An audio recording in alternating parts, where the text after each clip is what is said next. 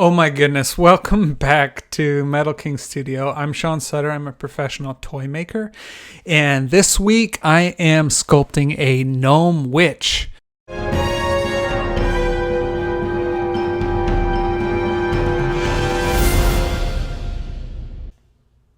This may be my first rodeo, but this isn't my first gnome.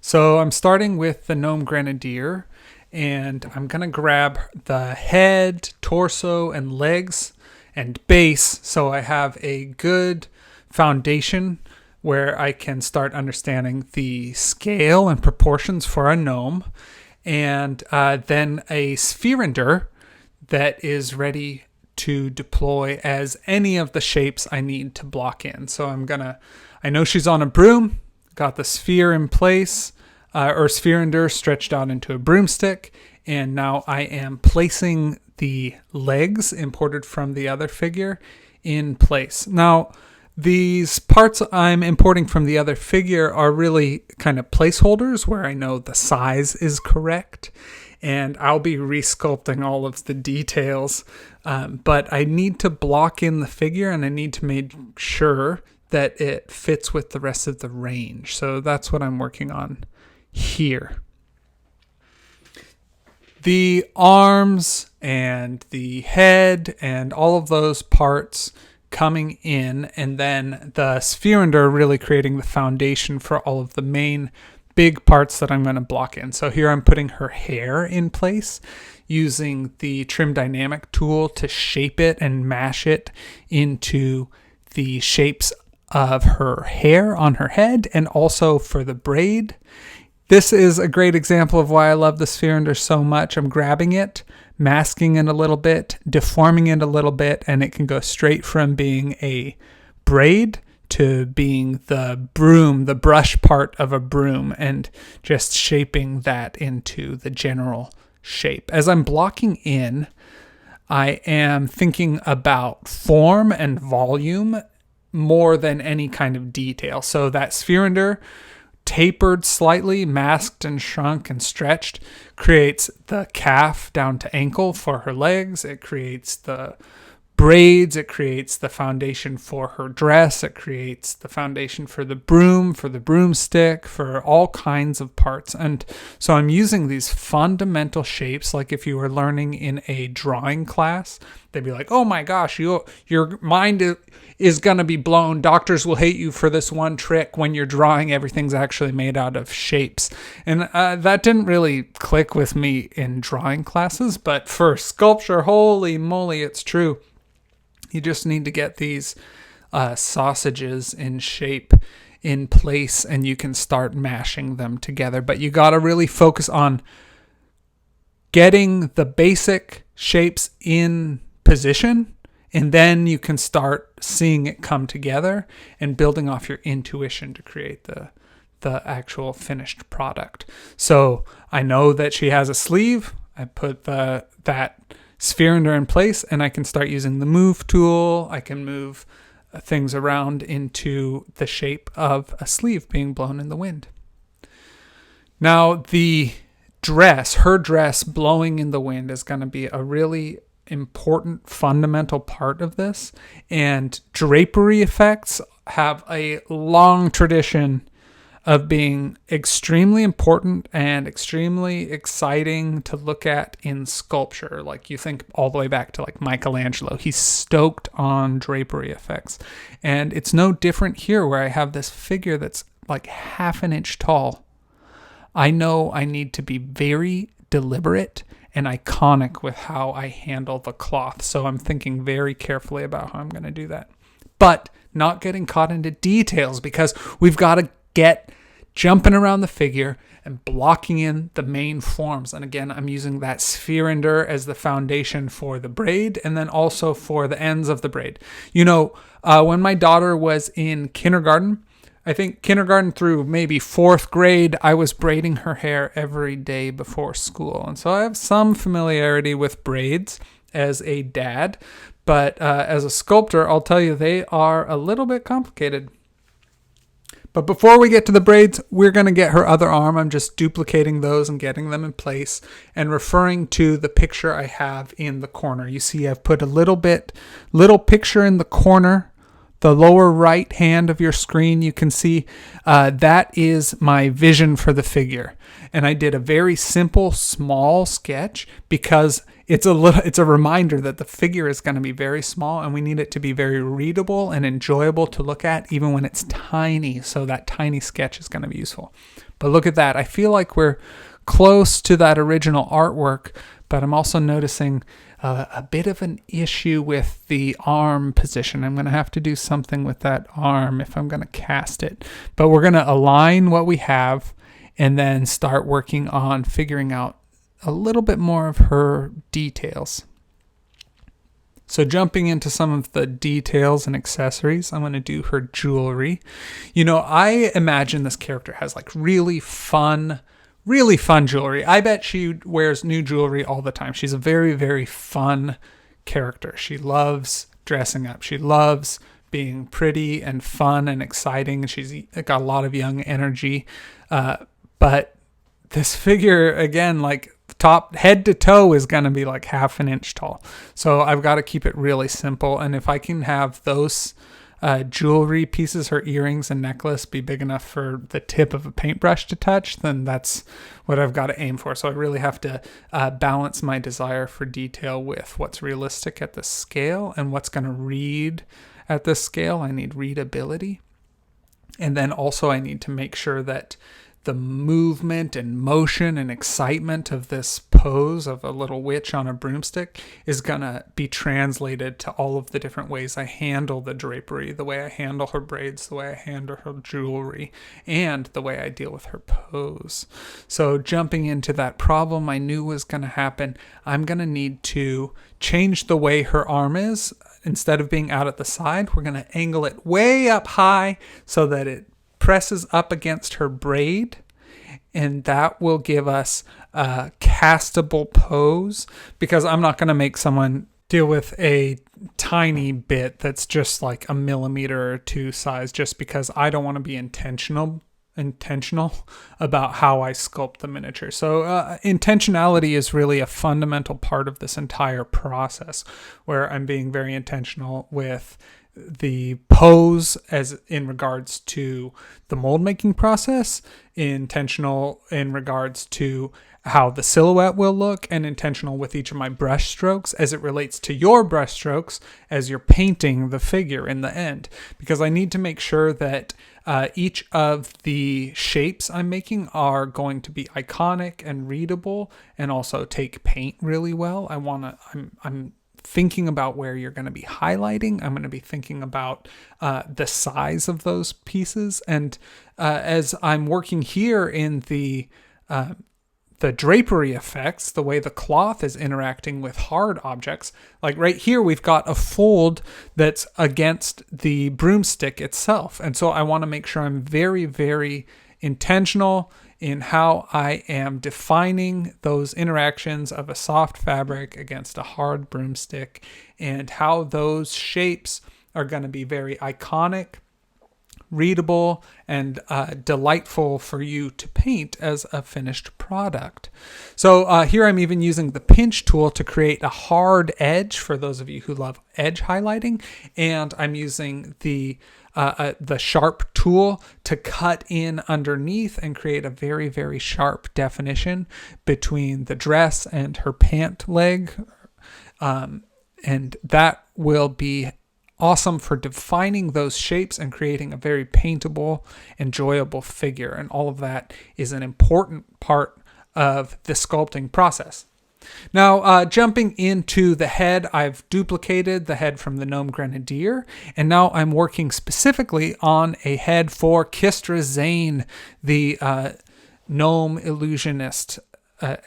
And, you know, I know a little bit about this character. I know that she has a different personality. The Grenadier is very more serious, a more military type character. And I know this character is a much more flamboyant, young energy personality. She loves makeup. She loves presenting herself in a fun way. She loves adventure and excitement, and she's much more of a rascal than the gnome grenadier would be. And so I'm trying to bring all of that to the way I present the character. So here I'm using the masking tool to create the eyebrows, and the Gizmo 3D to extrude them out and create a very iconic, well-defined shape. I've dropped in a sphere here for the eyeballs. Eyeballs, if you press your eyeball, you'll feel that it's a hard thing compared to your soft skin. And so I like to keep the eyeballs as a separate subtool, and then duplicate the eyeball, expand it to create the eyelids, because the eyelids are more soft, and definitely the eyelashes are a soft feature. This character, I don't know if I've really sculpted other Relicblade characters that present themselves this way with makeup and, mascara and more of a exciting, fun presentation. And so this character is a lot of fun. And even though these details are going to be very small and may not really be overly paintable for the average skill level of painter, I feel like it's important for me and for the presentation of the sculpture to capture that aspect of the character's personality and create this very fun, over-the-top look for our Gnome Witch. So I'm replacing that old placeholder head with the new Kistra Zane sculpt that I just did, and now fitting the hair in place and getting the hairline organized. Using the move tool, the clay buildup, and the orb cracks, and all of my favorite toolkit, I am defining those shapes in a similar way I would do brush strokes in a painting or very fine line work when I'm inking a comic book, to create those really iconic shapes that are going to be fun to paint and really define the character in a really iconic way. So I'm thinking about all of that as I work through this character, trying to make sure it's paintable, readable, dynamic, that it's bringing the character's personality through, and also creating a very fun sculpt for the end product. Now I'm shaping, and again, like a big part of the whole sculpting process is working from general to specific. So I'll be jumping through, refining some of the major details while also adding some of the smaller details like jewelry or those bangles or whatever. At this point, I'm refining some of the edges, some of the shapes, and defining the way they collide with each other to create a very iconic treatment of the various materials in play on this character. Here I'm noticing that the way the dresses isn't going to be perfectly castable the way I have those looping around elements. So I'm going to make sure I isolate that and angle it out so that it'll be quite castable, and then also read pretty clearly the way the fabric layers and creates a good flow. Now this is such a small figure. Like, I really can't stress it enough. A gnome is smaller than a human, and humans are already only like an inch tall as miniatures.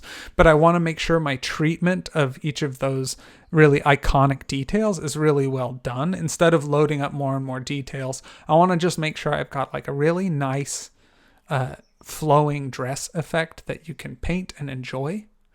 And then also making sure that her accessories, as limited as they are, she's got a wand, she's got a little bit of jewelry, she's got braids, she's got a broomstick, she's got a dress. Like, that's pretty much it for this character. And so I'm really trying to make sure my treatment for each of those materials is going to be fun and dynamic and interesting to paint, not overly challenging and weird. I don't want to create like a frustrating experience. I want to deliver a painting experience that's going to be very fun for the very few specific fun materials that I'm, challenging you to paint and play with as you explore the miniatures hobby. So I'm thinking about that as well as I sculpt my miniatures.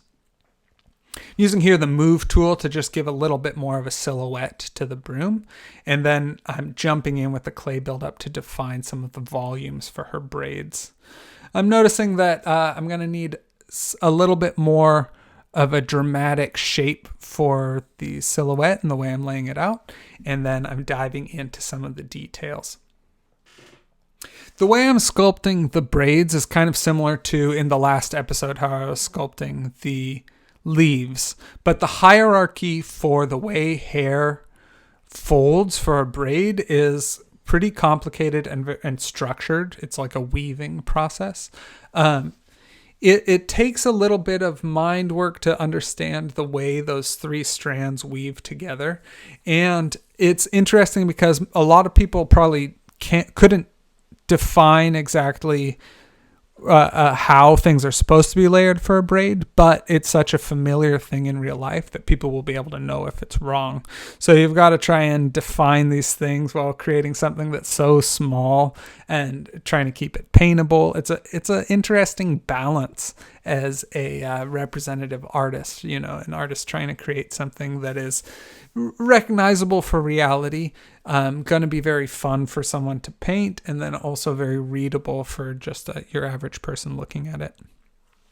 I'm using the masking tool to try and really define those hierarchies of which portions of hair are going under other portions of hair. If you want to study braiding, one thing you can do is like take 3 different colors of cloth and braid them together, and then you'll be able to see where they emerge again. If the green is popping up down there. It's a little bit funny. That's maybe more detail, but braiding is an interesting challenge as a sculptor or as an artist as you're trying to represent something that people are very familiar with. But it is a little bit complicated. Now here with the ends of the braids, this is where the hair just pops out and is these little like ponytail floofs. And I want to make sure that these shapes are going to cast cleanly, but also are going to be really fundamental to the outline of the character. So I want to define those well. Working from general to specific, we've blocked in a lot of the major parts for this character, and now we can start refining.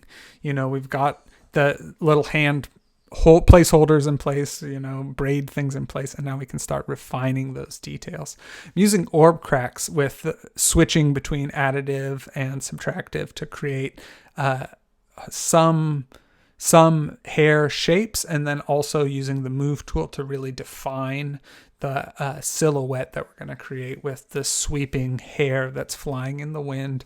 So this awesome character is flying on her broomstick. She's so fun. I really want to make sure that I give a good treatment to such a fun, unique type of character design. When I'm working, I'm always trying to work with the volumes, working with the details, jumping between those things. And that is really fundamentally what sculpture is about, is creating these forms that are going to describe and create a celebration of those character designs. Now, the hand I dropped in earlier is really just a placeholder and give me a sense of scale, because the gesture is not right at all. So I'm polishing it down into just basically the palm and the back of the hand.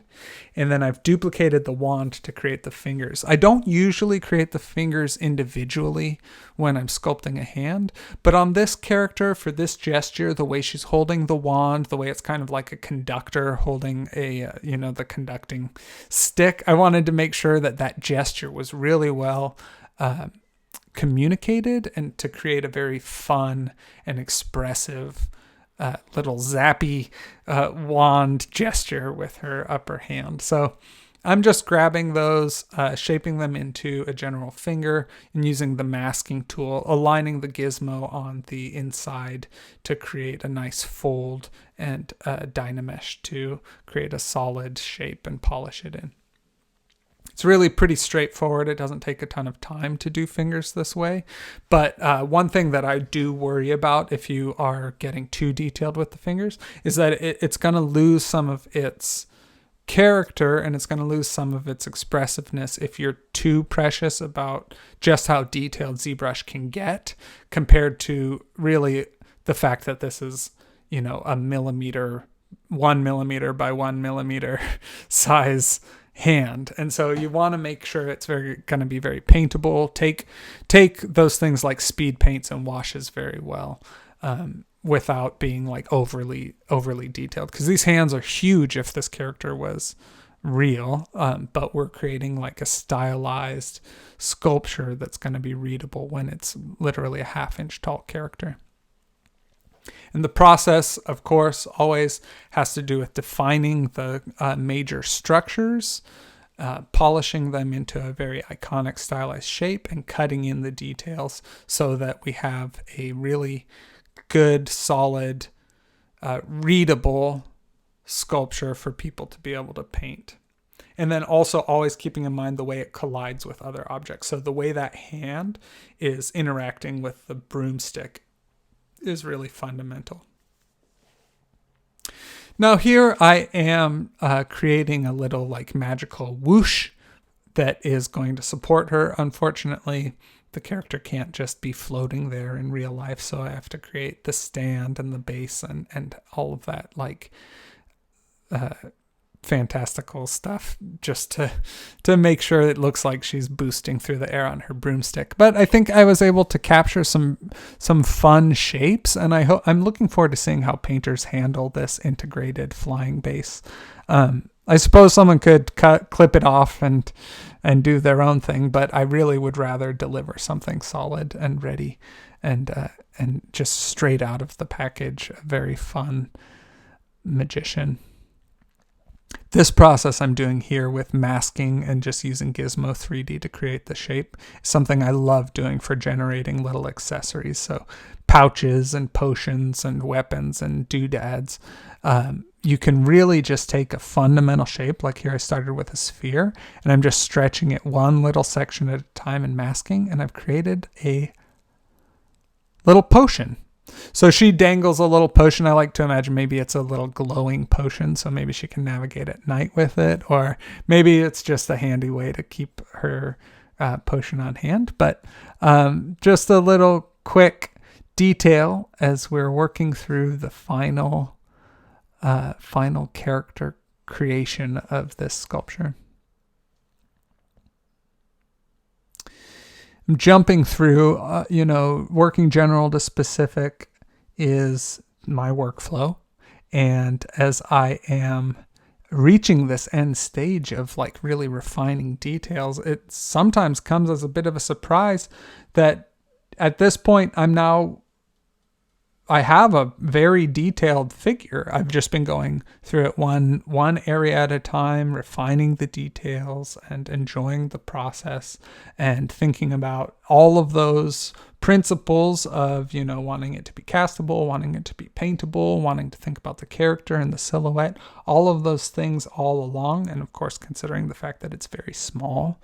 And now just after these hours, we've delivered like a very cool, detailed figure. I'm very, very happy with how this character came out. I'm really grateful that you guys came along for the journey. Here, I've merged all of the fundamental parts together into one subtool because I'm going to cast this as a single figure. And now looking at how those subtools merged, I'm just refining some of the collision because I want to make sure that I smooth it out and make sure it looks like the finished product, not just ZBrush merged tools. There's probably a lot of stuff that a fellow sculptor would notice that the average hobbyist doesn't, but I try to make sure I'm delivering a very refined product. And, some people maybe look at my sculpts and think they're quite messy when you see the renders of them.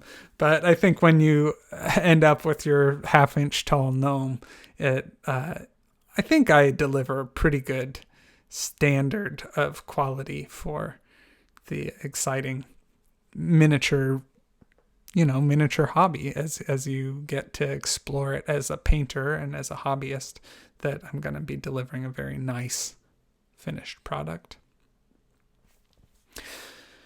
So let me know. Next week, I'm going to be sculpting another wizard, and it's going to be a lot of fun. I'm looking forward to sharing that with you guys. And This character, Kistra Zane, will be available on my web store before too long. I'm really glad that you guys stuck around. It's such a rush trying to explain everything all in one sitting, even though this is a 25-minute video. But there's so much to cover and there's so much going on. I feel like I couldn't possibly talk fast enough to explain the fun stuff that's happening. But once again, thanks for checking it out, and I hope you guys have a great week.